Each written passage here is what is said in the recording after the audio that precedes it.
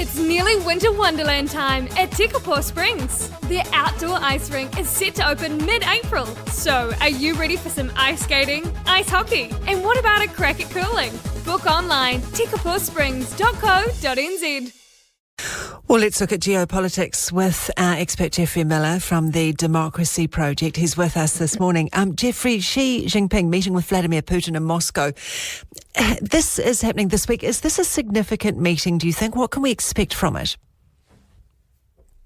Good morning, Rachel. It is a significant meeting. This is the first time that there's been a meeting between those two leaders on their home turf since the war began. They did meet on the sidelines of a summit in Uzbekistan back in September, but other than that, this is their first meeting since Vladimir Putin went to Beijing for the Winter Olympics, if you recall, just before Russia invaded Ukraine back in February 2022.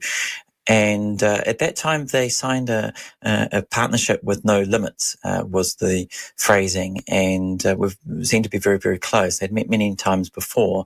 I think things are a little different now, despite the rhetoric and appearances perhaps of China and Russia being very close together.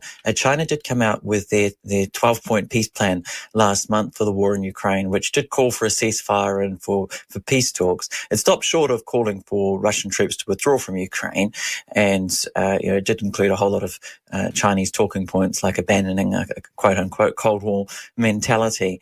But I think it was progress, and there have been reports that Xi will also have a phone call with Volodymyr Zelensky, which will be the first time that those two leaders have talked. So I think China can be expected to be selling its peace plan and pointing out the benefits of stopping the war to Vladimir Putin. I think that's probably Xi's goal this week. Over the weekend as well, Geoffrey, you'll be aware, the International Criminal Court issued an arrest warrant for Vladimir Putin, saying he'd committed war crimes. And this came just after, I'm not sure about the timing of this, but just after Beijing revealed that it would visit Moscow. Does this arrest warrant, do you think, bring some level of complexity into this meeting now? It does. It doesn't affect the substance of it. Of course, China is not a member of the International Criminal Court. Neither is Russia. Neither is Ukraine, for that matter, interestingly, or the United States. So it won't affect anything in substantive terms. But I think it does create this backdrop of Xi going ahead with this meeting to meet with a wanted war criminal. And, that is significant. And just going back to that earlier point, the US has been very strident in condemning the idea of a ceasefire in Ukraine led by the Chinese. They see it as a quote-unquote ratification of Russian gains in Ukraine.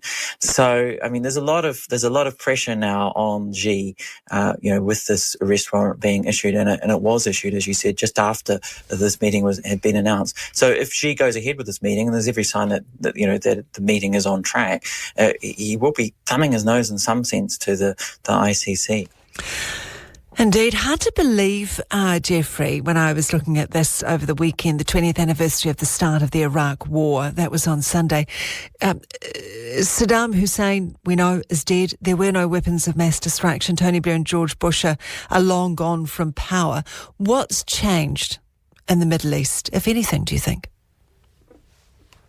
It is hard to believe 20 years since the war, and the Middle East in many ways has dropped off the international agenda in a big way. If you think of Ukraine being issue number one these days in the news, and then the rise of China and the Indo-Pacific, the Middle East is really a poor third place these days, whereas it was everywhere if you go back 20 years ago to 2003. And, you could say, hey, everything has changed, nothing has changed in the Middle East. There's still plenty of conflict and killing, sadly. But there have been some big changes, and not all good ones. If you look at what the Iraq War provoked, it provoked the rise of ISIS, the terrorist group, for example, and that was a direct outgrowth of the war in Iraq.